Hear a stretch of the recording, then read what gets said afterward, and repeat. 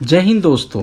अति प्रभावकारी लोगों की 7 आदतें का 195 पेज से आज हम पढ़ना शुरू कर रहे हैं। क्वाड्रेंट सेकेंड, मैनेजमेंट की चौथी पीढ़ी का मूलभूत फोकस अगले पेज पर दिए गए टाइम मैनेजमेंट के मैट्रिक्स में दर्शाया जा सकता है। आप स्क्रीन पर देख सकते हैं। मूलतः हम इन 4 तरीकों से अपना समय बिताते हैं। जैसा आप देख सकते हैं, यहाँ किसी गतिविधि को परिभाषित करने वाले 2 तत्व हैं, अत्यावश्यक और महत्वपूर्ण। अत्यावश्यक का अर्थ है इसकी तरफ तत्काल ध्यान देने की जरूरत है, यह अभी करो वाला काम है। अत्यावश्यक चीजें हमसे तत्काल काम करवाती हैं। फोन की बजती हुई घंटी अत्यावश्यक है। अधिकांश लोग इस विचार को बर्दाश्त ही नहीं कर सकते कि फोन की घंटी बजते रहने दी जाए। हो सकता है आपने किसी सामग्री को तैयार करने में घंटों लगाए हों और आप अच्छी तरह तैयार होकर किसी खास मुद्दे पर चर्चा के लिए किसी के ऑफिस में गए हों। मान लीजिए जब आप वहां बैठे हों तभी फोन की घंटी बजने लगे, तो आमतौर पर यह आपकी व्यक्तिगत चर्चा से पहले स्थान ले लेगी। अगर आप किसी को फोन करें तो ज्यादातर लोग यह नहीं कह पाते हैं, मैं आपको 15 मिनट बाद फोन करता हूं, परंतु यही लोग शायद आपको ऑफिस में कम से कम उतने लंबे समय तक इंतजार करवाएंगे जब वे किसी दूसरे के साथ टेलीफोन पर चर्चा कर रहे होंगे। अत्यावश्यक मामले आमतौर पर साफ नजर आते हैं। वे हम पर दबाव डालते हैं, वे काम करवाने पर जोर देते हैं। अक्सर दूसरे लोग भी इन कामों को पसंद करते हैं। अत्यावश्यक काम आमतौर पर हमारे ठीक सामने होते हैं और अक्सर वे आनंददायक, आसान और रुचिकर होते हैं, परंतु प्रायः वे महत्वहीन भी होते हैं। दूसरी ओर महत्व का संबंध परिणामों से है। अगर कोई चीज महत्वपूर्ण है तो वह आपके मिशन, आपके जीवन मूल्यों और आपके उच्च प्राथमिकता के लक्ष्यों के प्रति योगदान देती है। हम अत्यावश्यक मामलों पर तत्काल प्रतिक्रिया करते हैं। जो मामले महत्वपूर्ण तो होते हैं परंतु अत्यावश्यक नहीं होते, उनके लिए अधिक पहल और प्रोएक्टिविटी की आवश्यकता होती है।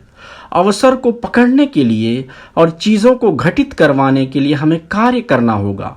अगर हम दूसरी आदत पर अमल नहीं करेंगे, अगर हमारे पास यह स्पष्ट विचार नहीं होगा कि कौन सी चीज महत्वपूर्ण है या हम अपने जीवन में क्या परिणाम चाहते हैं, तो हम आसानी से भटक कर अत्यावश्यक मामलों पर प्रतिक्रिया करते रहेंगे।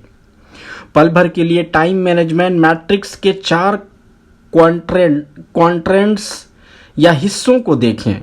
क्वाड्रेंट्स 1 अत्यावश्यक भी है और महत्वपूर्ण भी। इसका संबंध उन महत्वपूर्ण परिणामों से है जिनकी तरफ तुरंत ध्यान देने की जरूरत है। आमतौर पर हम क्वाड्रेंट 1 की गतिविधियों को संकट या समस्याएं कहते हैं। हम सबके जीवन में क्वाड्रेंट 1 के कई काम होते हैं, परंतु क्वाड्रेंट 1 बहुत से लोगों को पूरी तरह अपने में डुबो लेता है। ऐसे लोग संकट प्रबंधक, समस्या की मानसिकता वाले व समय सीमा से संचालित प्रोड्यूसर बनकर रह जाते हैं। जब आप अपना फोकस क्वाड्रेंट 1 पर रखते हैं तो यह और बड़ा होता जाता है। एक समय ऐसा आता है जब यह आप पर पूरी तरह हावी हो जाता है। यह समुद्री लहरों की तरह है। एक बड़ी समस्या आती है और आपको नीचे गिरा देती है। आप संघर्ष करके उठते हैं, परंतु तभी दूसरी लहर आ जाती है जो आपको तेज आवाज के साथ दोबारा गिरा देती है।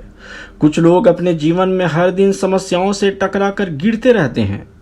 उनके लिए इकलौती राहत यह होती है कि वे क्वाड्रेंट 4 की महत्वपूर्ण नहीं, अत्यावश्यक नहीं गतिविधियों की ओर पलायन करें। इसलिए उनके पूरे मैट्रिक्स को देखने पर आप पाएंगे कि उनका 90% समय क्वाड्रेंट 1 में बीतता है और बचे हुए 10% समय का अधिकांश हिस्सा क्वाड्रेंट 4 में, जबकि वे क्वाड्रेंट 2 और क्वाड्रेंट 3 की तरफ नाम मात्र का ही ध्यान दे पाते हैं। संकट प्रबंधन की नीति से अपने जीवन का प्रबंधन करने वाले लोग इसी तरह जीते हैं। बाकी लोग अपना बहुत सा समय अत्यावश्यक परंतु महत्वपूर्ण नहीं वाले क्वाड्रेंट 3 में बिताते हैं और उन्हें यह गलत फहमी रहती है कि वे कॉन्ट्रैक्ट 1 में हैं। वे अपना अधिकांश समय अत्यावश्यक चीज़ों पर प्रतिक्रिया करने में लगाते हैं और वे यह कल्पना कर लेते हैं कि वे महत्वपूर्ण भी होंगी, परंतु वास्तविकता यह है कि इन मामलों की अत्यावश्यकता अक्सर दूसरों की प्राथमिकताओं और अपेक्षाओं पर आधारित होती है। जो लोग अपना अधिकांश समय तीसरे और चौथे क्वाड्रेंटों में बिताते हैं वे मूलभूत रूप से गैर जिम्मेदारी का जीवन जीते हैं। प्रभावकारी लोग तीसरे और चौथे क्वाड्रेंटों से बाहर रहते हैं क्योंकि भले ही वे अत्यावश्यक हों या ना हों, वे महत्वपूर्ण नहीं हैं। दूसरे क्वाड्रेंट में अधिक समय बिताकर वे पहले क्वाड्रेंट में लगने वाले समय को भी कम कर देते हैं। दूसरा क्वाड्रेंट प्रभावकारी व्यक्तिगत मैनेजमेंट का हृदय है। यह उन चीज़ों से संबंधित है जो अत्यावश्यक तो नहीं है परंतु महत्वपूर्ण है। इसका संबंध रिश्ते बनाने, व्यक्तिगत मिशन स्टेटमेंट लिखने, दीर्घकालीन योजना बनाने और उस पर अमल करने, निवारक व्यवस्था तथा तैयारी करने से है। वे सब चीज़ें जो हम चाहते हैं, जानते हैं कि हमें करना चाहिए, परंतु हम शायद ही कभी उन्हें करने का समय निकाल पाते हैं क्योंकि वे अत्यावश्यक नहीं होती। पीटर ड्रकर के शब्दों को अलग तरह से कहें तो प्रभावकारी व्यक्ति समस्या की मानसिकता वाले नहीं होते, वे अवसर की मानसिकता वाले होते हैं। वे अवसरों को पोषण देते हैं और समस्याओं को भूखा मार देते हैं। वे निवारक तरीके से सोचते हैं। उनके पास क्वाड्रेंट 1 की संकट तथा आपातकालीन स्थितियां होती हैं जिनकी तरफ उन्हें तत्काल ध्यान देने की जरूरत होती है, परंतु इनकी संख्या तुलनात्मक रूप से कम होती है। महत्वपूर्ण परंतु अत्यावश्यक नहीं वाले क्वाड्रेंट 2 की क्षमतावर्धक उच्च प्रभाव वाली गतिविधियों पर ध्यान केंद्रित करके वे अपने पी और पीसी को संतुलन में रखते हैं। टाइम मैनेजमेंट मैट्रिक्स को ध्यान में रखते हुए अब एक पल ठहरें और सोचें कि आपने इस अध्याय के प्रारंभ में दिए सवालों का क्या जवाब दिया है। वे काम किस क्वाड्रेंट में आते हैं? क्या वे महत्वपूर्ण हैं? क्या वे अत्यावश्यक हैं? मेरा अनुमान है कि संभवतः क्वाड्रेंट 2 में आते होंगे। वे स्पष्ट रूप से महत्वपूर्ण हैं, बहुत महत्वपूर्ण हैं, परंतु अत्यावश्यक नहीं हैं। और चूंकि वे अत्यावश्यक नहीं हैं इसलिए आप उन्हें करते ही नहीं हैं। अब एक बार फिर उन सवालों की प्रकृति की तरफ देखें। आप अपने व्यक्तिगत और व्यावसायिक जीवन में कौन सा एक काम कर सकते हैं जिसे अगर आप नियमित रूप से करें तो वह आपके जीवन पर बहुत सकारात्मक फर्क डाल सकता है। क्वाड्रेंट 2 की गतिविधियां इस प्रकार का प्रभाव डाल सकती हैं। इन गतिविधियों को करने से हमारी प्रभावकारिता चमत्कारी छलांग लगा सकती है। मैंने एक शॉपिंग सेंटर के मैनेजरों के समूह से इसी तरह का सवाल पूछा। अगर आपको अपने व्यवसाय में कोई एक काम करना हो जिसके बारे में आप जानते हैं कि उससे परिणामों पर बहुत ज़्यादा सकारात्मक प्रभाव पड़ेगा तो वह कौन सा काम होगा? एक मत से उनकी प्रतिक्रिया थी कि यह काम उनके ग्राहकों यानी शॉपिंग सेंटर के दुकानदारों से सहयोगपूर्ण व्यक्तिगत संबंध बनाना होगा। यह क्वाड्रेंट 2 की गतिविधि है। जब हमने यह विश्लेषण किया कि उस समय वे इस गतिविधि में कितना समय लगा रहे थे तो यह 5% से भी कम निकला। उनके पास इसके अच्छे कारण थे। समस्याएं जो उनके सामने एक के बाद एक चली आती थीं, उन्हें रिपोर्ट्स तैयार करना पड़ती थीं, मीटिंग्स में भाग लेना पड़ता था, पत्रों का जवाब देना होता था, फ़ोन करना पड़ते थे, लगातार व्यवधान का सामना करना पड़ता था। क्वाड्रेंट 1 उनका सारा समय खा जाता था। वे दुकानों के मैनेजरों के साथ बहुत कम समय बिता रहे थे और जो समय वे बिताते भी थे वह नकारात्मक ऊर्जा से भरा होता था। जब भी वे मैनेजरों से मिलने जाते थे तो उसका इकलौता कारण उनके बीच के अनुबंध को सख्ती से लागू करना होता था। किराया वसूलना या विज्ञापनों या किसी अन्य ऐसी बात पर विचार करना जो शॉपिंग सेंटर के दिशा निर्देशों के अनुरूप नहीं हो रही हों या इसी तरह की कोई और बात। संपन्नता की बात तो रहने ही दें, दुकानों के मालिक बचे रहने के लिए संघर्ष कर रहे थे। उनके सामने कर्मचारियों की समस्याएं थीं, लागत की समस्या थी, इन्वेंट्री सामान सूची की समस्या थी और भी बहुत सारी समस्याएं थीं। उनमें से अधिकांश के पास मैनेजमेंट का जरा भी प्रशिक्षण नहीं था। कुछ सामान्य रूप से अच्छे व्यापारी थे, परंतु उन्हें मदद की जरूरत थी। वे शॉपिंग सेंटर के मालिकों से मिलना तो क्या, उन्हें देखना भी नहीं चाहते थे। वे उन्हें एक और समस्या मानते थे जिससे उन्हें जूझना पड़ता था। इसलिए मालिकों ने प्रोएक्टिव बनने का निश्चय किया। उन्होंने अपने उद्देश्य, जीवन मूल्य और प्राथमिकताएं निर्धारित की। इन प्राथमिकताओं के अनुरूप उन्होंने किराएदारों के साथ सहयोगपूर्ण संबंध बनाने में अपना 1/3 समय लगाने का फैसला किया। उस संगठन के साथ लगभग 1.5 साल तक काम करने के दौरान मैंने देखा कि इस काम में उनका समय 20% से अधिक हो गया, जो 4 गुनी से भी अधिक वृद्धि थी। उसके अलावा उन्होंने अपनी भूमिका बदल ली। वे अपने किराएदारों के श्रोता, प्रशिक्षक और परामर्शदाता बन गए। उनकी चर्चा सकारात्मक ऊर्जा से भर गई। परिणाम अविश्वसनीय और गहरा था। समय और विधियों पर ध्यान केंद्रित करने के बजाय संबंधों और परिणामों पर ध्यान केंद्रित करने से आंकड़ों में वृद्धि हुई। किराएदार यानी ग्राहक नए विचारों और निपुणताओं से मिलने वाले परिणामों से रोमांचित थे, जबकि शॉपिंग सेंटर के मालिक अधिक प्रभावकारी और संतुष्ट थे। उनके संभावित किराएदारों की सूची बढ़ गई थी और दुकानों के सामान की बिक्री बढ़ने के कारण लीज से होने वाली आमदनी भी बढ़ गई थी। वे अब निगरानी करने वाले पुलिसकर्मी या सुपरवाइजर नहीं थे, वे समस्या सुलझाने वाले और मदद करने वाले बन चुके थे। चाहे आप विश्वविद्यालय के विद्यार्थी हों, असेंबली लाइन में काम करने वाले मजदूर हों, गृहिणी हों, फैशन डिजाइनर हों या कंपनी के प्रेसिडेंट हों, मेरा विश्वास है अगर आप खुद से पूछें कि क्वाड्रेंट 2 में क्या है और फिर उसे करने की प्रोएक्टिविटी विकसित करें, तो आपको भी यही परिणाम मिलेंगे। आपकी प्रभावकारिता नाटकीय रूप से बढ़ जाएगी। आपकी समस्याएं और संकट सुलझने लायक अनुपात में सिकुड़ जाएंगे, क्योंकि आप आगे की सोच रहे होंगे, जड़ों पर काम कर रहे होंगे, निरोधात्मक काम कर रहे होंगे जो परिस्थितियों को संकट बनने ही नहीं देते।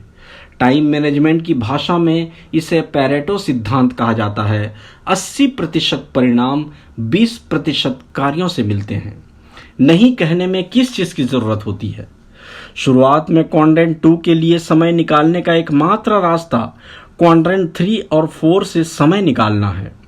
आप क्वाड्रेंट 1 की अत्यावश्यक और महत्वपूर्ण गतिविधियों की अपेक्षा नहीं कर सकते।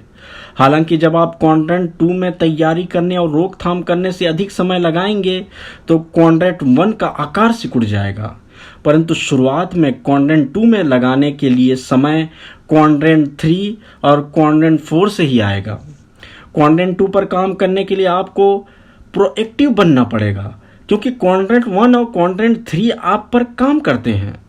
क्वाड्रेंट 2 की महत्वपूर्ण प्राथमिकताओं को हाँ कहने के लिए आपको बाकी गतिविधियों को नहीं कहना सीखना होगा, जो कई बार स्पष्ट रूप से अत्यावश्यक लग सकती है।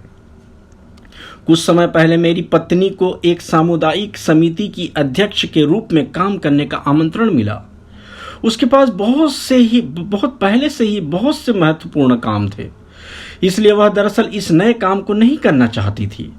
बहरहाल उसने इसे करने का दबाव महसूस किया और अंततः सहमत हो गई। फिर उसने अपनी एक प्रिय सहेली को फोन करके पूछा कि क्या वह भी इस समिति में काम करेगी। सहेली ने काफी देर तक उसकी बात सुनने के बाद कहा, सैंड्रा, यह बहुत बढ़िया और सचमुच प्रशंसनीय काम लग रहा है। मैं सचमुच कृतज्ञ हूं कि आपने मुझे इससे जुड़ने का आमंत्रण दिया। मैं इससे गौरवान्वित हूं, परंतु कई कारणों से मैं इसमें भाग नहीं ले पाऊंगी।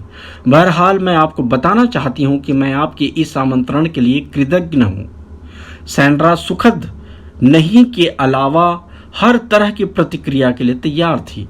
वह मेरी तरफ मुड़ी और आह भरते हुए बोली, काश मैंने भी ऐसा ही कहा होता। मैं यह सुझाव देने की कोशिश नहीं कर रहा हूं कि आपको महत्वपूर्ण सेवा कार्यों में शामिल नहीं होना चाहिए। वे महत्वपूर्ण काम हैं, परंतु आपको यह फैसला करना होगा कि आपकी सर्वोच्च प्राथमिकताएं क्या हैं। साथ ही आप में बाकी सभी चीजों को अच्छे तरीके से मुस्कुराते हुए बिना क्षमा मांगे नहीं कहने का साहस होना चाहिए। आप ऐसा इसलिए करते हैं क्योंकि आपके भीतर इससे बड़ा एक हाँ आपको प्रेरित कर रहा है। अच्छा अक्सर सर्वश्रेष्ठ का शत्रु होता है।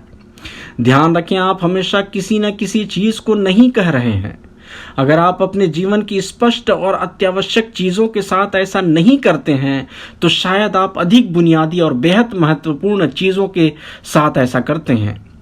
जब अत्यावश्यक कार्य अच्छा हो तब भी हो सकता है अच्छा आपको अपने सर्वश्रेष्ठ से दूर रख रहा हो और आपको अपना अनूठा योगदान देने से रोक रहा हो, बशर्ते आप इसे करने की अनुमति दें। जब मैं एक बड़े विश्वविद्यालय में डायरेक्टर ऑफ यूनिवर्सिटी रिलेशंस का था तो मैंने एक अत्यंत प्रतिभाशाली, प्रोएक्टिव और रचनात्मक लेखक को काम पर रखा। जब उसे काम करते करते कुछ महीने हो गए तो एक दिन मैं उसके ऑफिस में गया और उससे कहा कि वह मेरे कुछ अत्यावश्यक काम कर दे जिनका मुझ पर बहुत दबाव था। उसने कहा, स्टीफन, आप मुझसे जो करवाना चाहेंगे मैं वही करूंगा, परंतु इससे पहले मैं आपको अपनी स्थिति बताना चाहता हूं। फिर वह मुझे दीवार पर लगे अपने बोर्ड की ओर ले गया जहां उसने 2 दर्जन से अधिक प्रोजेक्ट्स की सूची टांग रखी थी जिन पर वह काम कर रहा था।